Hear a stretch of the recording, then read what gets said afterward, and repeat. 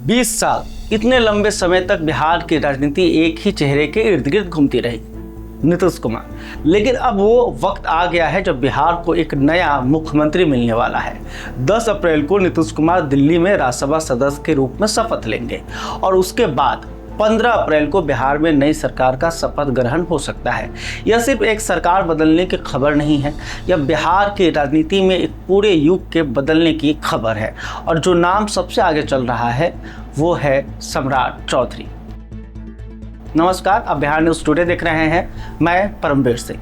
आज हम समझेंगे बिहार में सत्ता का यह खेल कैसे आगे बढ़ा, सम्राट चौधरी कौन है और इस बदलाव के पीछे बीजेपी की असली रणनीति क्या है। नीतीश कुमार का राज्यसभा जाना अचानक नहीं हुआ, यह उस राजनीतिक समझौते की कड़ी है जो एनडीए के भीतर लंबे समय से पक रही थी। 2024 के लोकसभा चुनाव में एनडीए को बहुमत तो मिला, लेकिन बीजेपी अकेले बहुमत के आंकड़े से दूर रही। नीतीश कुमार के जदयू ने 12 सीटें जीतकर केंद्र सरकार को टिकाए रखने में अहम भूमिका निभाई। इसके बदले में नीतीश कुमार को राज्यसभा की सीट मिली। अब वो दिल्ली की राजनीति में सक्रिय होंगे और बिहार में बीजेपी को पहली बार अपने दम पर मुख्यमंत्री बनाने का मौका मिला। यानी यह सिर्फ एक व्यक्ति की विदाई नहीं है, यह बिहार में उस गठजोड़ की पुनर्व्यवस्था है जिसमें अब कमान पलटने वाली है। सम्राट चौधरी का नाम मुख्यमंत्री के दौर में सबसे आगे इसलिए नहीं है क्योंकि वो नीतीश कुमार के उत्तराधिकारी हैं, बल्कि इसलिए है क्योंकि बीजेपी ने पिछले कुछ वर्षों में उन्हें बड़े ही सोच समझकर आगे बढ़ाया है। पहले उन्हें बिहार बीजेपी का प्रदेश अध्यक्ष बनाया गया, संगठन की जमीन पर उन्होंने पकड़ बनाई, फिर नीतीश सरकार में उप मुख्यमंत्री बनाए गए और सिर्फ डिप्टी सीएम नहीं, उन्हें गृह विभाग भी दिया गया। गृह मंत्रालय मुख्यमंत्री के पास रखने की परंपरा बिहार में लंबे समय से चली आ रही थी। जब सम्राट चौधरी को यह जिम्मेदारी मिली तो राजनीतिक जानकारों ने इसे एक संकेत की तरफ पढ़ा। हाल ही में पश्चिम बंगाल चुनाव के लिए बीजेपी के स्टार प्रचारकों की सूची जारी हुई, उसमें बिहार से चुनिंदा नाम थे, उसमें सम्राट चौधरी का नाम था। यह दिल्ली का भरोसा दर्शाता है। राजनीतिक जानकारों का मानना है कि पिछड़े वर्गों के बीच उनकी मजबूत पकड़ बीजेपी की चुनावी जरूरत से मेल खाती है। बिहार की जनसंख्या में ओबीसी वर्ग की बड़ी हिस्सेदारी है और इस वर्ग को साधे बिना यहाँ सत्ता नहीं टिकती। बीजेपी इस सत्ता परिवर्तन को महज एक प्रशासनिक बदलाव नहीं बनाना चाहती, पार्टी इसे एक बड़े राजनीतिक संदेश की तरफ पेश करना चाहती है।